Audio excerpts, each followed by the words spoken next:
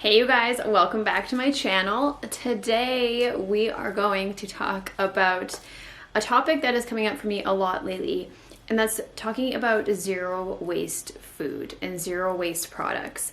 So this is a video recommendation from my friend Adrian. Thank you so much for recommending this video. I promise I did not forget about you. I just had to get some thoughts together, and having some things align is always important when you're doing a video because I love your guys' suggestions, but I definitely have to be on board with whatever I'm talking about. So I will always live authentically through my own experiences and what I am choosing to do in my life. So I definitely love hearing your guys' recommends because it gives me inspiration to explore another part of my world that I might not be working on. So with a few months post to this request, here is a video on zero waste food and zero waste products, on how to incorporate them into your life and to start thinking about how you can reduce your carbon footprint that you are creating in this world.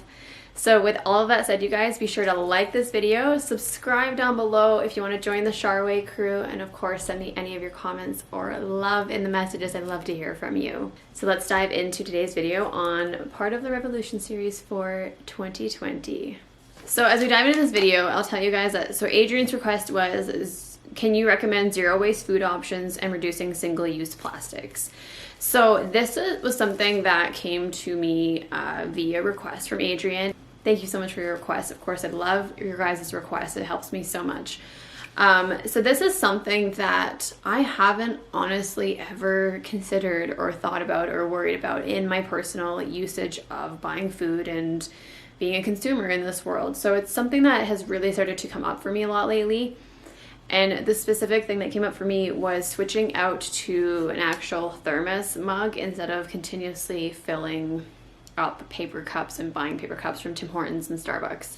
As you guys know, I'm a coffee lover, love my Starbs, love my steep tea at Timmy's, but I just noticed like the pile of cardboard piling up in my garbage can at work, and I was like, this is just excessive. Like the amount of waste and usage that's happening is astronomical in like my own garbage can, let alone everybody else who's doing the same thing I'm doing.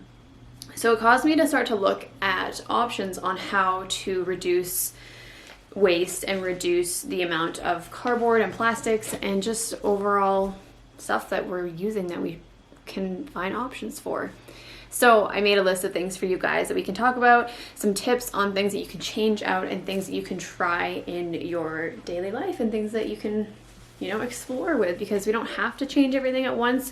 Habits are formed over a long period of time, and it's really hard to break those habits sometimes. So take ease with yourself and be kind to yourself that these habits take a period of time to break, and that's just normal, and that's okay. So the biggest thing that I incorporated the past couple of years, and my biggest switch, was switching from the plastic grocery bags to bringing fabric grocery bags. So you can buy them from your local grocery store, or even some stores are carrying paper bags, which are recyclable. So you can bring your own bags. I always keep, I have literally 6 different ones, and I buy them all from Superstore. So I've got some really big ones, some smaller ones, and I keep a pile of them in my house at the doorway right before I leave home. And then I also have a pile of them in my car as well. So I try to, bring them all in with all the groceries, and then I put them back in the big bag because they all fit in one big bag. And then I have that bag and I take it out with me when I'm going to do groceries. So it's always good to keep a couple in your car just in case, you need to stop on the way home and you're like, oh, I forgot to bring my bags with me. It's probably the hardest habit to get into, is to remember to bring your grocery bags. But you save on so much plastic. It's so much better for the environment. And you're just reusing the same thing all the time instead of just throwing it away. We live in such a consumer world where we're like, oh, let's just throw it in the garbage can or in the landfill, and you can make a really big dent on it. I remember for years having piles and piles of plastic grocery bags. I keep them all in one big bag, and they just oh, I got grocery shopping, put more in the bag, and it's whoa, the bag was so full. And then now I don't even have that problem. I can just literally reuse the bags that I buy, and they're so cheap. They're $2-3. I don't even think they're that much. Some of them are $1, I think, and you can just reuse the bag again and again and again. So it's great. So I highly recommend switching to grocery fabric bags or reusable bags of some kind. And you can even buy little cute ones that fold into a little pouch and they fit in your purse. Is friggin' fantastic. So I always have that one in my car, and then I keep my other ones in the house. So that's my first option for you guys. All right, my next thing is produce bags. So you know how you go into the grocery store and you get the little clear plastic bag and then you put your onion in it or your apples in it or whatever and you tie it up and then you take it home and then you rip it open and they throw it in the garbage? Well, it's just more waste in the garbage, right? So there is actual companies that make fabric bags that you can produce shop with. So you can put your apples in, you can put your onions in, your whatever in, and you can reuse them. So you can make your own fabric bags, you can buy them. There's lots of companies online that sell produce bags. I will list them below because I can't think of any off the top of my head right now. But a really great option to just reduce the amount of plastic that you're putting in your shopping cart and then you're just throwing in the garbage anyway. And then Amazon has some amazing little plastic they're Ziploc bags that you can zip open. You can even use those for produce bags.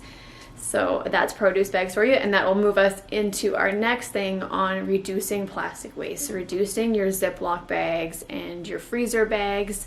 You can buy those little zippered ones like I just mentioned from Amazon. They come in lots of different sizes. They're silicone made. They're not full of harsh chemicals. They're really great for you. So it's really awesome to switch that out and switch away from reusing plastic bags over and over again.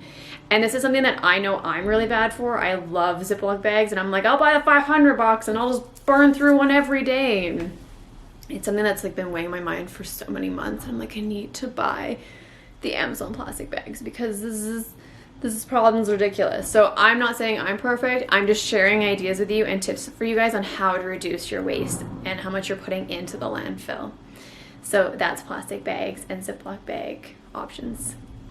So next thing, we talked about, buying your own stainless steel tumbler that you can use for your coffees, and you can swap out using those cardboard cups because you actually will save more on the environment. You're going to save putting way more paper in the landfill, even though technically Tim Hortons and Starbucks cups are recyclable. I don't recycle them at work. I'm sure most people just throw them in the garbage can.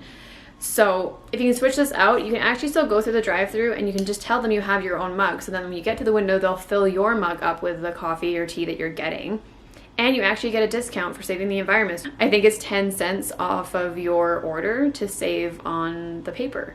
So why wouldn't you just do a win-win situation? I think it's great.